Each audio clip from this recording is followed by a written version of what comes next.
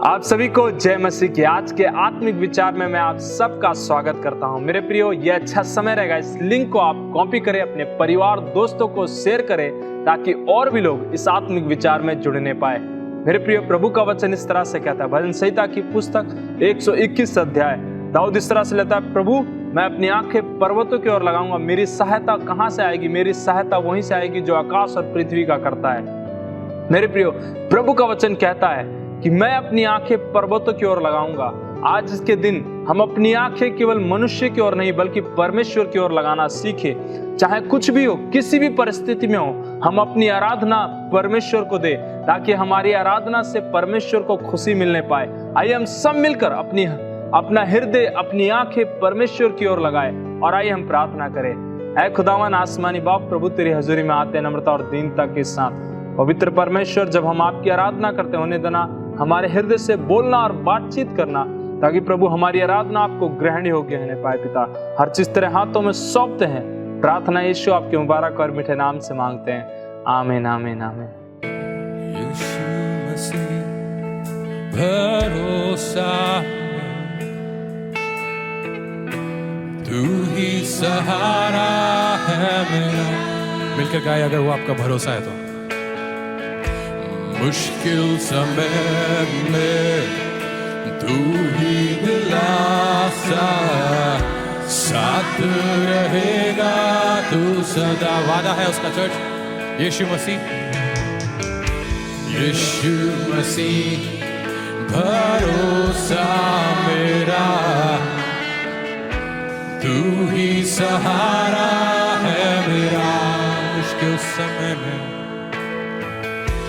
मुश्किल समय में तू ही दिलासा, साथ रहेगा तू सदा। ओ करुणा भलाई तेरी, वादा है ये परमेश्वर, सदा रहेगी मुझ पर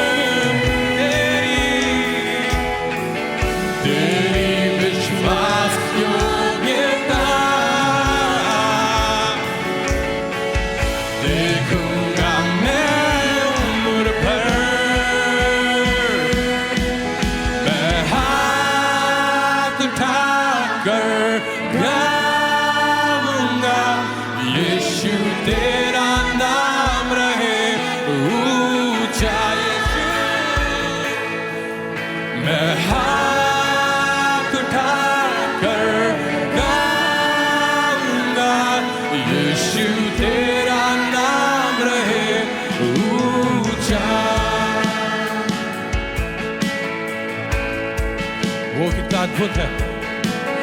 मौत से है बचाया तूने, जीवन नया है दिया। नाम लेकर पुकारो उसने आपको और मेरे को। नाम लेकर पुकारा मुझे, महिमा से मुझको भर दिया। मौत से है बचाया तूने, जीवन नया है दे दिया। नाम लेकर पुकारा मुझे, महिमा से मुझको भर दिया। उसका वादा क्या है? करुणा भलाई, करुणा भलाई तेरी राजा, सदा रहेगी मुझ पर तेरी, तेरी विश्वास योग्यता। देखूंगा मैं उम्र भर। हाथ और आवाज उठाकर गाए, मैं हाथ उठाकर गाऊंगा, यीशु तेरा नाम रहे ऊंचा। सिर्फ तू एक परमेश्वर। मैं हाथ उठाकर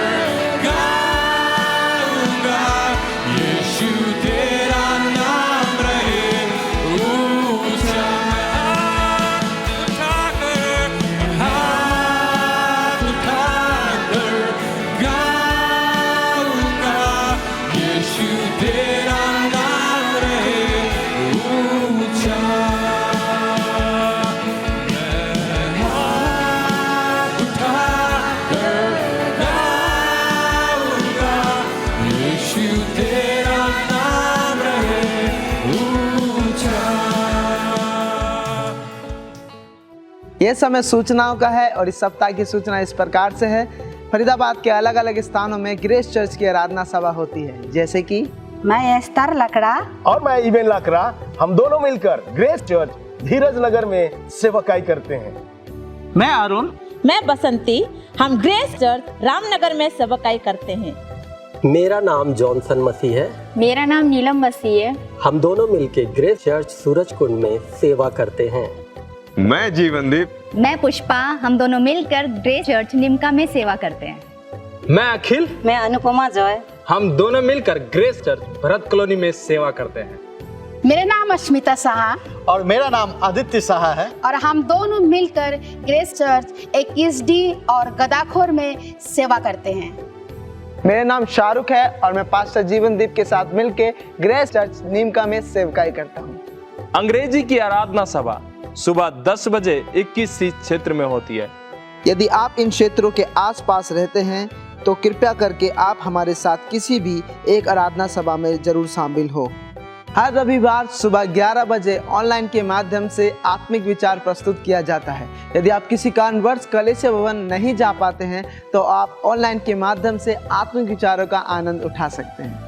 हर शुक्रवार शाम 6:30 बजे मुख्य कलीसिया भवन सेक्टर 21C में आराधना सभा होती है। आप जरूर आएं।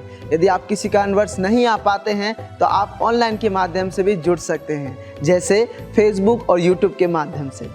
हर रोज पासवान का दल और प्रार्थना दल मिलकर आप सभी के लिए प्रार्थना करते हैं। यदि आपके पास कोई प्रार्थना निवेदन है तो जरूर हमसे संपर्क करें, जिससे हम सब मिलकर आपके लिए प्रार्थना करें। और आप स्क्रीन पे दिए हुए नंबर पे अपने प्रार्थना निवेदन को भेज सकते हैं या फिर अपने क्षेत्र पासवान से संपर्क कर सकते हैं। आज के लिए इतना ही। अधिक जानकारी के लिए अपने क्षेत्र पासवानों से संपर्क करें। ये समय है प्रभु के राज्य के लिए अपने भेंट और दशवांश को लेके आने का। प्रभु का वचन इस तरह से कहता है, और ये कहानी आपने बहुत बार सुनी होगी। प्रभु के वचन में इस तरह से लिखा है कि प्रभु यीशु मसीह मंदिर में बैठे थे और लोगों को देख रहे थे। लोग बहुत से पैसे दान कर रहे थे, भेंट दे रहे थे। पर एक स्त्री जो विधवा थी वो अपना 2 दमड़ी लाकर प्रभु के लिए अपना भेंट को देती है।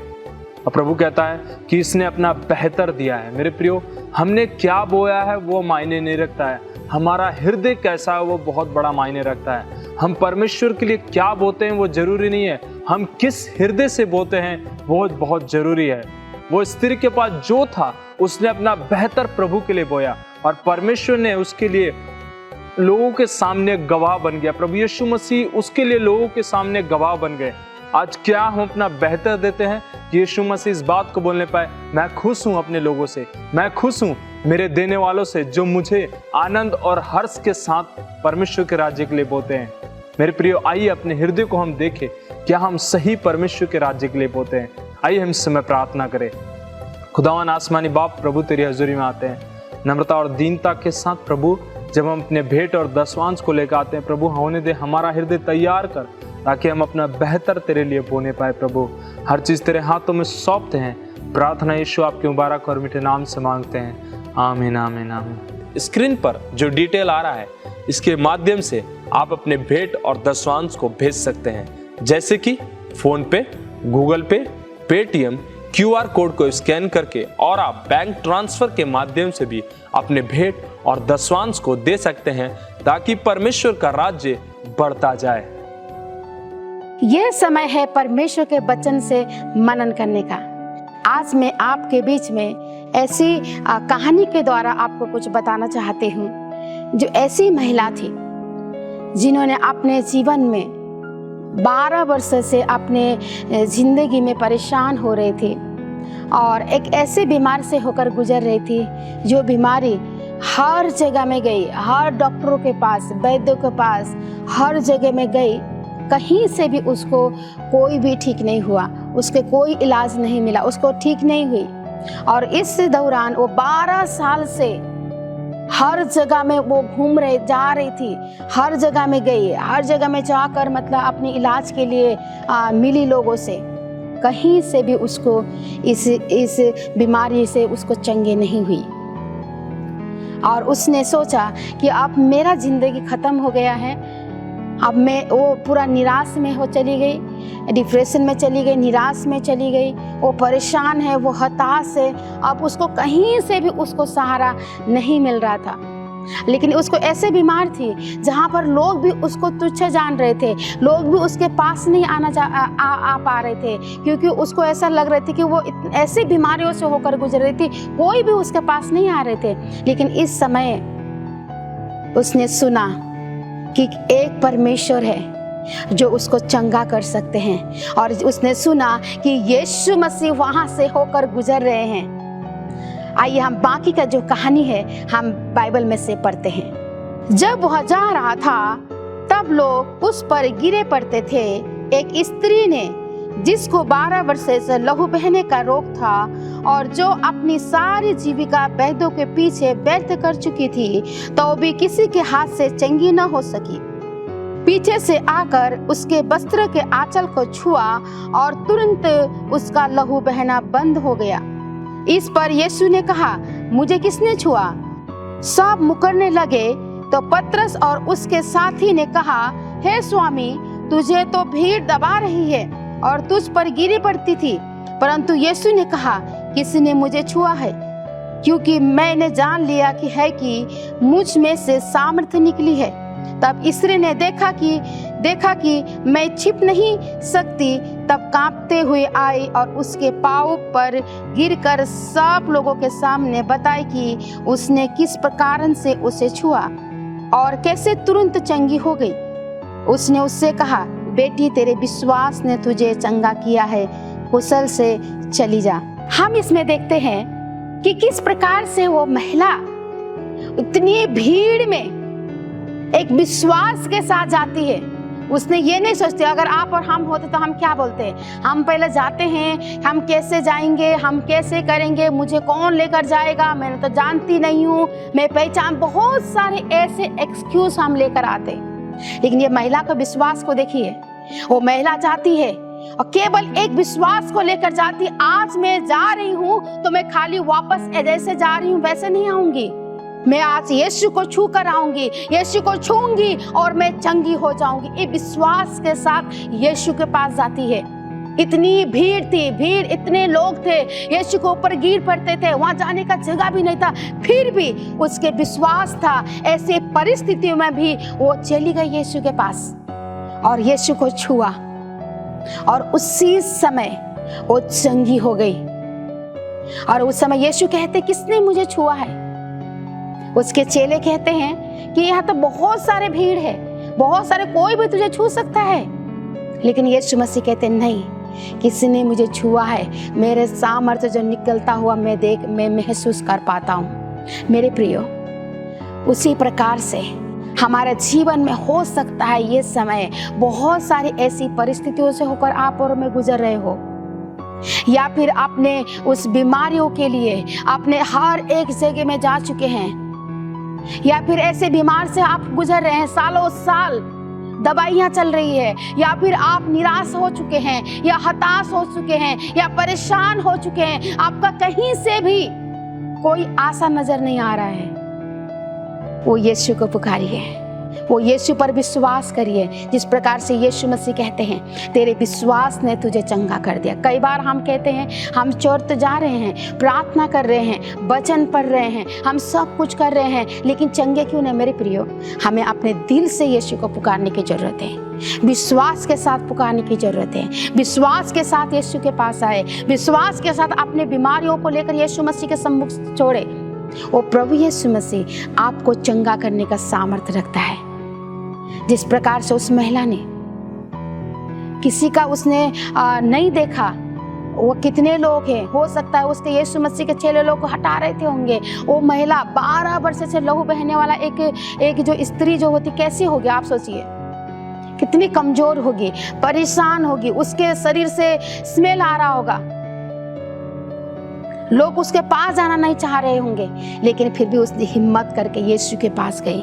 उस लोगों को नहीं देखा, उस परिस्थिति को नहीं देखा, अपने जीवन की समस्याओं को नहीं देखा, यीशु के पास गए। उसी प्रकार से हम अपने जीवन में यीशु मसीह के पास आने में रोकने वाली हर एक चीजों को अपने जीवन से दूर करें।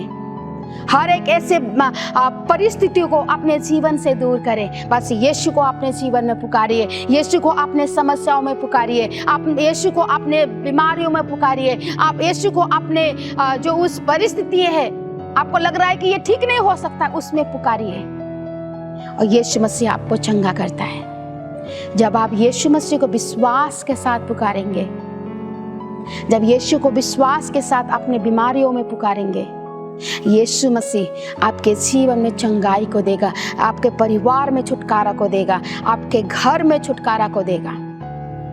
ये समय है, यदि आपने आज तक यीशु को चंगाई को अपने जीवन में नहीं देखा है, उसके छुटकारा को अपने जीवन में नहीं देखा है, आज ये समय है यीशु को पुकारे अपने जीवन में। यीशु तू मेरे जीवन में आ, मुझे चंगा कर, मैं चंगी होना चाहती हूँ, मैं चंगा होना चाहता हूँ।